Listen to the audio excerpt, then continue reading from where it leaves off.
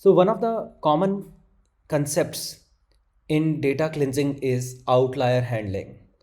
So let's discuss what are outliers, how do we handle outliers, and we will see some hands-on also coming up related to outlier handling and detection. So let's do that. So outlier is also known as anomaly, and these are basically samples or observations which are far away from the uh, mainstream data. So these values can be introduced in our data set because of many reasons. So one of the reasons can be like there are some measurement error and maybe calibration issues. The sensors which are capturing the data, they did not capture well. For example, temperature we are expecting between minus 50 degrees Celsius to plus 50 degrees Celsius, but now we are having temperature minus 100 degrees Celsius and plus 100 degrees Celsius. So this is like an extreme scenario which we could not actually consider as our real world scenario, because in real world we will never have this scenario. So we want to basically take care of outliers. So this is one reason for having outlier, like calibration issues or measurement errors.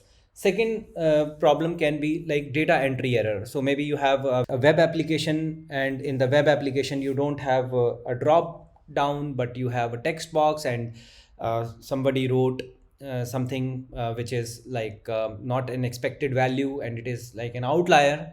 So that can be another reason for having outliers. Another one can be like data processing error. Maybe your code which is doing data cleansing, or it did not do it well, and there were issues, and that's why those outliers were introduced as a result or as a side effect of data cleansing, data processing, right? Now, another reason can be like real world scenarios. And these real world scenarios, like let's say we have salary data set, and we have salaries of chief executive officers or chief technical officers.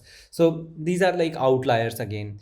So compared to other people in the organization. So this is one scenario. Another scenario can be like you have time series data, and in time series data, when daylight saving happens, so what happens, like that we were expecting the next reading to be like continuous, and it should be like let's say 12 in the midnight, and after that we were expecting 12:01, right? But we got a different value, like there was a daylight saving effect that was introduced, and the value is not like 1 minute after the previous value. So it will be having a difference of 1 hour, right? Because of daylight saving. So this can be another outlier.